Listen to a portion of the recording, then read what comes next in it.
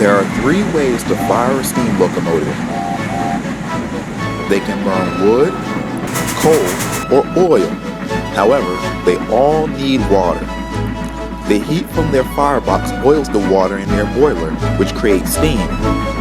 It's always important for steam engines to have enough water, because if they don't, they run the risk of a boiler explosion. One day, Larry and Nisani were working with Chrissy and Allie at the seaport. Larry was due to leave with a short train to Denville, but was talking to Nisani. "Come on, Larry," said his driver at last. "We have to go." "All right," Larry sighed. "Bye, Sonny. I'll see you back at the shed." "Okay, bye," Nisani replied. Larry made his way along the line, but he didn't know he was headed for trouble.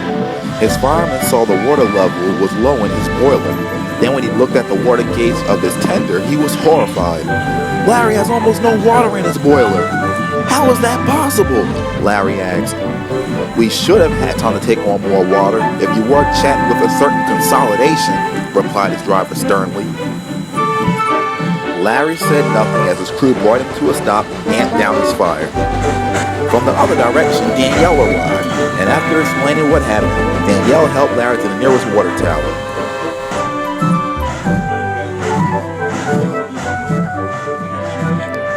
Once his tender was filled, he continued on his way, but didn't say anything for the rest of the way. When Nisani heard about what had happened, she couldn't help laughing. "How did you manage to run low on water?" Nisani asked. "I ran late because I was talking to you," Larry answered indignantly. "You need to be more careful," Nisani said. "I've never had trouble with water." "There's always a first time," Larry replied and went to sleep. The next morning, when Nisani left the shed, she said, "Larry, make sure you have plenty of water." Larry crossly hissed steam as she puffed away. Nisani was still laughing as she deadheaded the train to the seaport. A rail fan group was coming in on a cruise ship, and they had arranged for a special excursion train down the Caldwell branch through Big River Gorge. And then from there they would be taken to South Plainsville, where they would go to their hotel.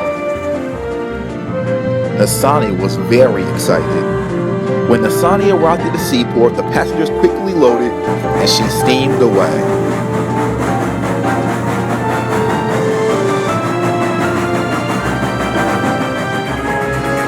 Soon they reached Winslow Junction when Nisani turned off the main line. She then crossed over the Port Charles branch and onto the branch to Caldwell. Nisani had never been down there before. She loved the line running through the gorge.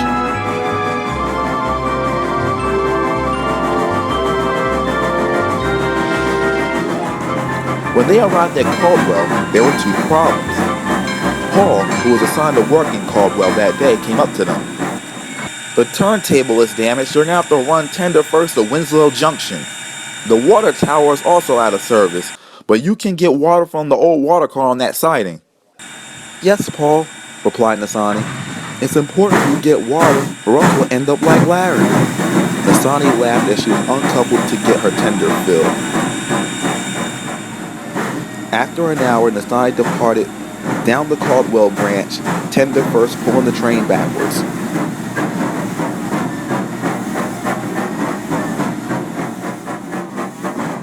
She soon reached Winslow Junction, where she ran around her train to head home. As she made her way down the line, she began to feel sick to her boiler. "I don't feel good," Nisani groaned. Her crew were trying their best to keep her going, but it felt like Nisani was losing a lot of steam. Just then, with a loud whoosh, her air pump set up and she stalled on the main line. Her fire mechanic to speak to her. "The water in your boiler foamed," he said. "That's why you felt sick. It's probably from that water we took from the old water car." Nisani was too nauseous to reply. Roger was working nearby, so he was called to help Nisani back to South Plainsville.